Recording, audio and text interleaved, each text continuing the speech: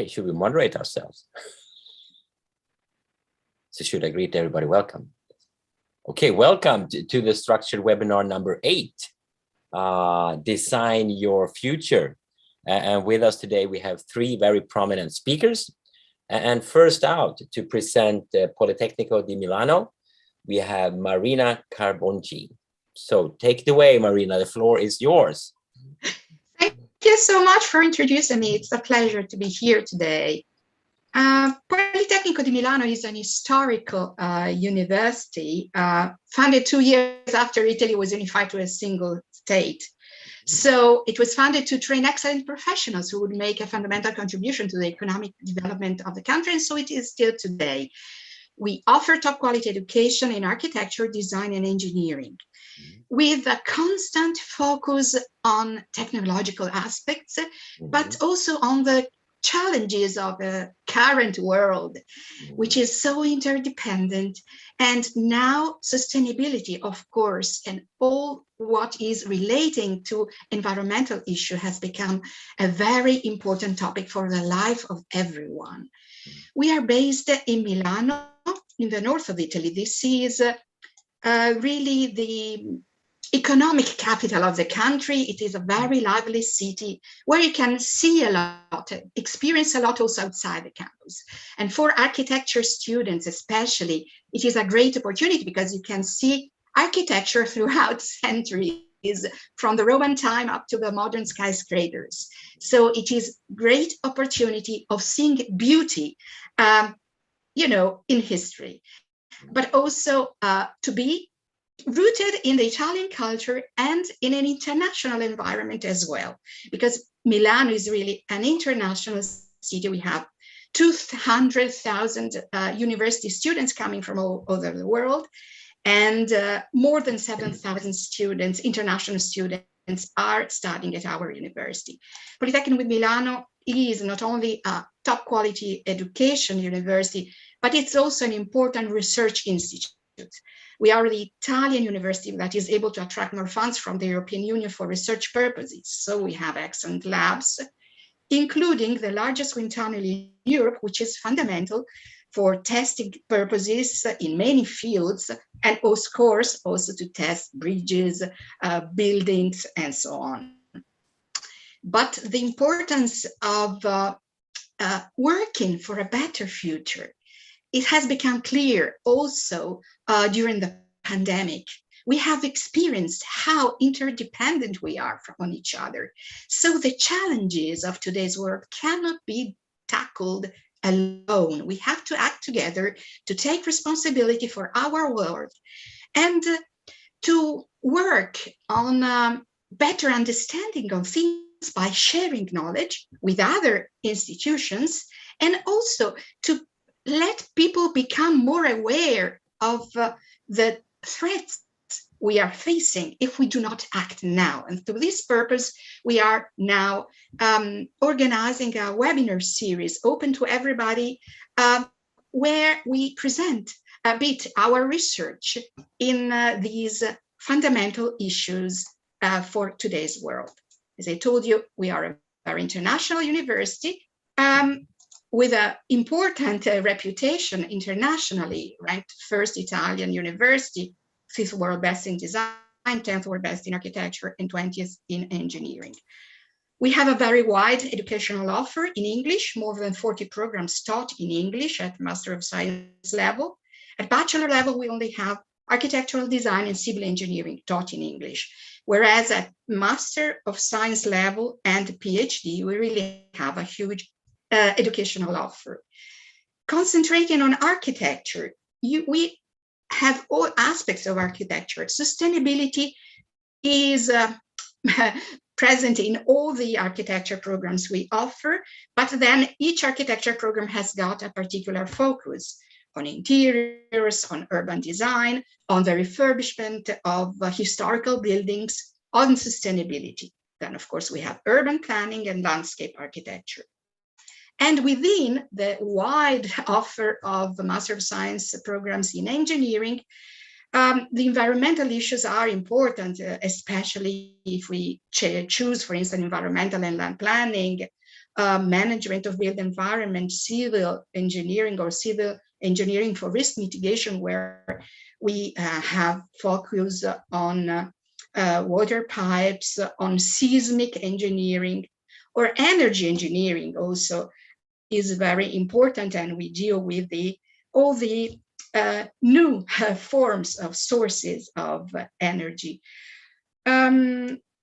Studying at our university is a good investment on yourself and a help for the community, because you can contribute to a better world.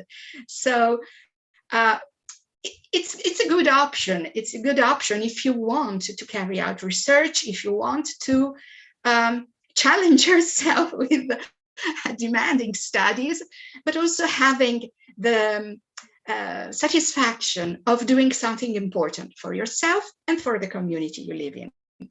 If you want to know more, please visit our website and contact us at this link. In this way, we can keep in touch after the fair, and you can ask the questions that you may have. Thank you for your attention. I think it's time to give the word to the next panelist.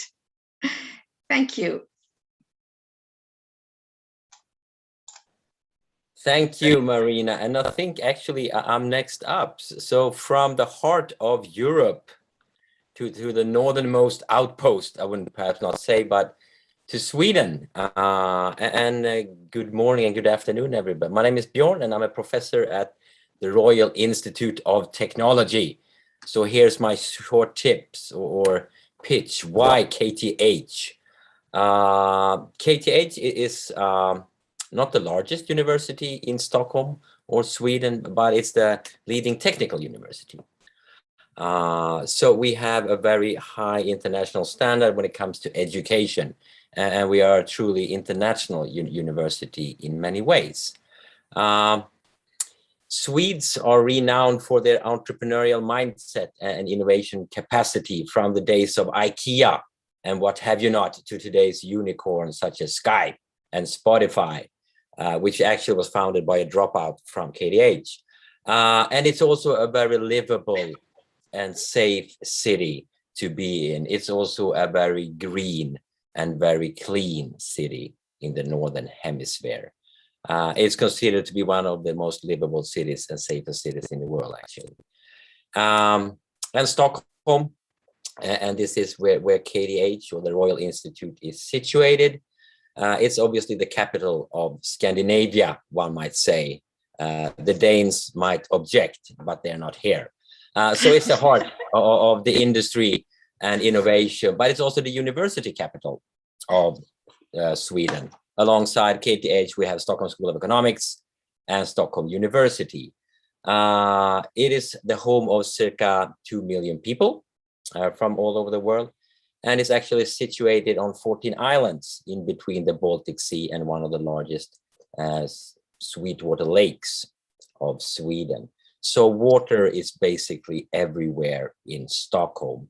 And that is my first sort of point I would like to make, that, we are very proud of the water center that we have at KTH, Innovations for the Blue Planet. I mean, obviously, water is one of the scarcest resources and will be in the future. So we have a very renowned water center. And the idea is that it should be a focal point for research on water from experts and other stakeholders around the globe. And we do not only do research on, for instance, health issues related to water and water management, but the idea is also to make that knowledge put into use through different projects, for instance, in Bangladesh, India, for instance. So we also foster entrepreneurs and new firms within water. And another major challenge for any city or metropolitan area today has to do with safety, crime, and also inclusion. So we have a lot of research within the built environment. How do we actually design a safe city, an inclusive city for everybody? We have a huge public transportation system in Stockholm. So it has to do with how do we actually design lighting to soft things such as suicide prevention, for instance. Sounds kind of depressing, but it's a very important issue. Also, this is an ongoing long-term project with sort of the municipality of Stockholm, for instance. And I think we're kind of good at this. And finally, something on housing. Most metropolitan areas would experience a housing shortage. And also we can witness sort of gentrification and segregation within housing and the city. So we do have, and I am into this project actually, how do we create housing and cities that include everybody through different types of tenancy forms, but also when we redevelop parts of the city, how do we make sure that this would actually increase the quality of life for everybody, and especially integration, crime, and safety. Again, this is sort of an ongoing project with multiple stakeholders, not the least public housing companies, as they form a large part or chunk of the market when it comes to sort of rental apartments. And we have our own, this is actually a photo from campus, our main campus, the KTH Live-In Lab. And this is a newly constructed actually dorm for international students, very modern, not my taste. But anyway, we try different sort of energy sort of efficiency programs and solar panels, for instance. So that's a very short 5-minute presentation of KTH. Some students say it has that Harry Pottery feeling to it, Hogwarty, because this is a very old, by Swedish standard, university. And this is from the main campus, which is 100 years old when Sweden had the Olympic Games in 1912. So thank you from Sweden. And now I will give the word to our neighboring country in the southeast. I think it will be Poland. Agata, the floor is yours, my friend. Thank you very much. I guess sharing a sea counts as being neighbors. So okay, thank you very much. I'll share my screen.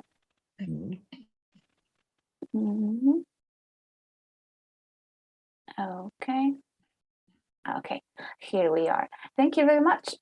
I represent the Wrocław University of Environmental and Life Sciences. I guess the name gives you the idea of what we specialize in. I think my colleagues will also agree that students who want to study abroad are a bit of their own category. They're ambitious, they're driven, they want more, they actually seek more than what their own country can offer. And I'm happy to say that if someone wants to study environmental sciences, life sciences, agriculture, biology in Poland, then we might just be the best choice. According to the most influential Polish rankings, we're actually the best university for those sciences. We have around 8,000 students, which is not too big, not too small, but those students actually participate in 44 student research associations. We put great emphasis on student activity involving students in research. We give them opportunities to actually start their academic careers early if they want, under the supervision of our lecturers. We have a strong research output and opportunities to get involved in it as well. Our students can secure funding for their own projects, and I think it's a really good feeling to actually see your ideas come to life. So those of you who are thinking about academic careers, please feel free to apply to our university, just especially with this purpose in mind. We also have many international cooperation agreements with an Erasmus+, Fulbright DAAD. So our students also have the opportunity to visit other European countries. And since all this extra activity requires some effort, this effort must be rewarded. Our students can receive scholarships for achievements, for academic achievements, like attending conferences, publications, but also for sports or art. We have 5 faculties: the Faculty of Biology and Animal Science, Faculty of Biotechnology and Food Science, the Faculty of Environmental Engineering and Geodesy, the Faculty of Life Sciences and Technology, and the Faculty of Veterinary Medicine. But I also wanted to let you know about our international PhD school. So after you're done studying 1 degree, you can actually enroll in a PhD. The PhD school, as it says in the name, it's very international. Students come from all over the world. Also, there is a very good scholarship program. So if you would like to come to Europe to begin your academic career, this is definitely something you can think about. I also wanted to tell you one thing about the city of Wrocław. I think no presentation about the university is complete without it.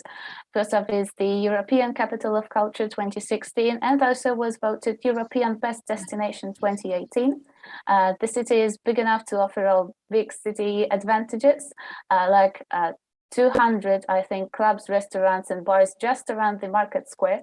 But also it's small enough to actually feel at home, to get to know it and to feel welcome.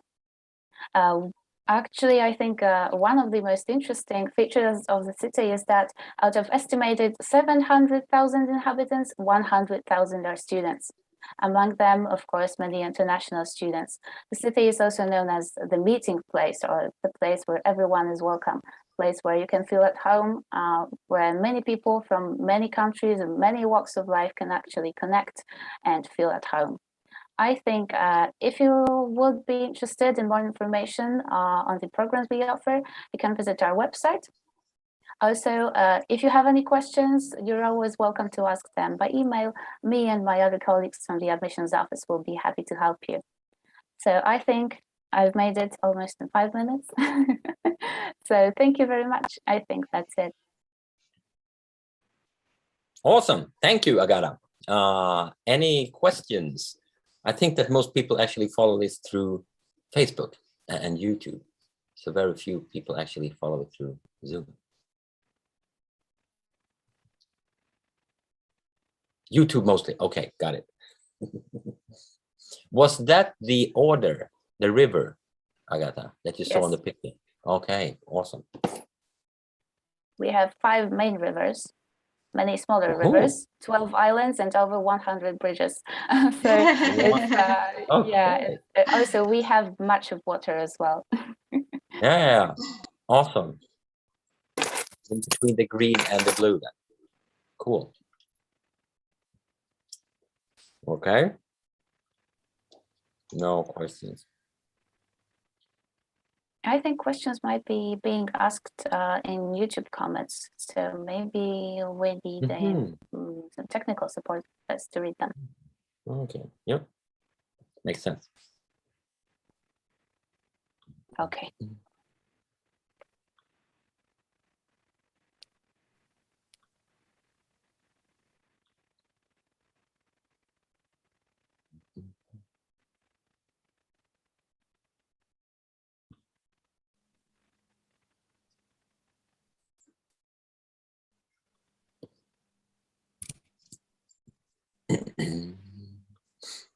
Maybe the issue of how to fund one's studies could be interesting for many students, I guess. Yes. Tuition, our university is a state university, so we are funded by the Italian government, and for this reason we're able to offer relatively low tuition fees. And we offer also merit-based scholarships to talented international students, possibilities of funding, the possibility also of working for our university for 150 hours a year, which is fully compatible with studies and helps the students maintain themselves. So that's okay. That's great. So do you have sort of scholarships from the Italian state as well, or do they have? Yes, there are. However, these the applications must be made on the portal of the Ministry of International Affairs, and then there are merit-based scholarships offered by our university. Some possibilities of funding also at our university. And so actually we really have many international students coming from 100 different countries who managed to study in Italy. So that's good. So and it would English be the language at the bachelor level as well, or is it purely on the master level? We have two programs at bachelor level that are taught in English, and these are architectural design and civil engineering. And then at Master of Science level, we have more than 40 different programs. So there is a wider choice. Okay. I think we have one bachelor level program in English, but then I think we have 60 plus. So the mode of I mean, the language would be Swedish. And it's tricky to learn, they say, if you don't know it. If that's By not the your way, mother tongue. we have good connections, our university with yours. Yes, yes, we cooperate a lot. Yeah, so that's good. And from Poland, do you have is the master level, is that taught in English alone, or do you have other languages as well? Most of our programs are taught in Polish. However, all students who would like to learn the Polish language, and I actually assure you it is possible, despite what some people might tell you. Actually, students who want to study the language first are eligible for scholarships from the Polish National Agency for Academic Exchange. So you can get a scholarship for a yearly course to learn the language. We also offer some programs in English as well, and obviously the international PhD school is in English because otherwise what would be the point? So definitely we invite all students. I think everyone can find a program for them. Yeah, good. Awesome. And how is the COVID now in Poland? Under control? Fairly, maybe a bit under control. Universities are mostly coming back on campus or go hybrid. So I hope we will not have any fully online classes in programs that were not planned this way. Okay. And I think Sweden opened up and lifted the final restriction 2 days ago. So there was a massive beer drinking bender on campus. I've never seen so many students drink so much beer in one evening. There were a couple of thousand actually. So the lines were enormous. So I think everybody was happy to be back on campus. Yes. Actually, it was a good time to start campus. We are back to campus as well, even though with distancing, and we're keeping some lessons still online so that we do not have overcrowded campuses. But we're so happy to be back to see students, sitting on the grass and chatting and. It's very, very nice and lively. Yeah. And, the situation is definitely much better now. The infection rate is below 1%. So we're happy. Okay, question to Marina. Would you need an Italian language proficiency certification to apply for a master's in Polytechnic Milano? No, because it's important to have an English language certificate because the program will be entirely taught in English. You will speak English on the campus. However, after many years of internationalizations, we have realized that getting to know a little bit of Italian will be important to enjoy and take the experience outside the campus and take the most from the cultural offer that Italy offers. And also, since we have realized that 50% of the international students fall in love with the country and want to remain here afterwards and to work in Italy, of course, you need to know the language. So now we are offering Italian courses inside the study plan, I would say, so that students, while they're here, they arrive without knowing any in Italian, but while they're here, they have the opportunity of learning the language. And this will be important afterwards, because if you want to practice as an architect or as an engineer in Italy, after your master's studies, you need to stand for the state exam to be a licensed professional able to sign your own projects. So it is important to know some Italian. But this will come later, unless you want to start to study the language from your home. That is, of course, good, but you don't need to worry about this. The program will be... Marina. Okay, there's a question on Polish language scholarship. Is there any more information on that, Agata? Yes, I can post a link to the website of the Polish National Agency for Academic Exchange, to the part of the website about scholarships for international students. So one year program is again, they're all offered perpetually. You can go there and find out more. Okay, thank you very much. Awesome. Okay, to Marina again. Scholarship grants for Polytechnico Milan, do they vary depending on the course or program that you are taking or enlisted to? No. We offer merit-based scholarships. At the end of each application call, there will be a committee that will meet to award scholarship. They look at all the admitted applicants and who have provided an English language certificate and who have confirmed their admission. And then they will work award scholarships according to the merit ranking. So it actually depends on how strong other applicants are. Okay, you're competing against the other bunch. Yes, for a scholarship, yes. Yes. Okay, I missed a question here for Agatha again. In case you don't have any scholarships, how do you do a background check, such as finance, that you have enough money so you don't enroll for free and refuse to pay the bill? Okay, so for students who do need a visa to come to Poland, obviously the consulate where they're applying does a basic background check to assess if they can actually afford studying and living in Poland. Apart from that, we mostly believe our students can think for themselves and assess their financial capabilities. If it turns out they were wrong, then we will have to talk about it and find options for them. Okay. You're solution oriented, it sounds like to me anyway. I guess. That's good. Any other questions? No. And I could also add that a lot of our students actually work part-time. Yeah, work part-time. I would agree with Marina. It's good if you know some Swedish, that you can order an espresso or coffee at the local coffee shop. But as the startup language in a lot of companies in Sweden is English, actually. So to get around quite good with English, and that most Swedes actually speak English. So if you get lost on the subway, you can always approach somebody and they will sort it out for you. But I agree, it's good if you learn the local language to some extent. It's easier to get around.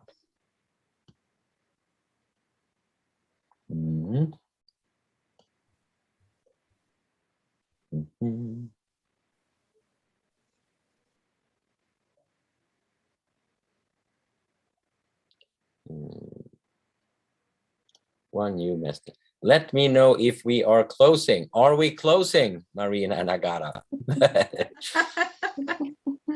If so, yeah. Anyway. If so, I would like you to thank you very much. Good to see you and to learn more about Wroclaw and of course Polytechnico Milano. And I do hope that you'll have a fantastic Saturday. The sun is shining in Stockholm anyway. Great. Thank you so much for helping us and moderating as well and introducing us. It has been a great pleasure to meet you. Thank you, everyone. And of course, we look forward to meeting you also at the stand to ask individual questions and to know more about the programs. Best wishes to everyone. So don't stop now. It's the time to invest in yourself and to prepare for a better future. So all the best. Thank you very much as well. Thank you for being here and meeting at least this way. I hope we see each other again with you in some other circumstances, and also I hope we see our students from the YouTube chat. Thank you. All the best from Europe then. Bye. And see you.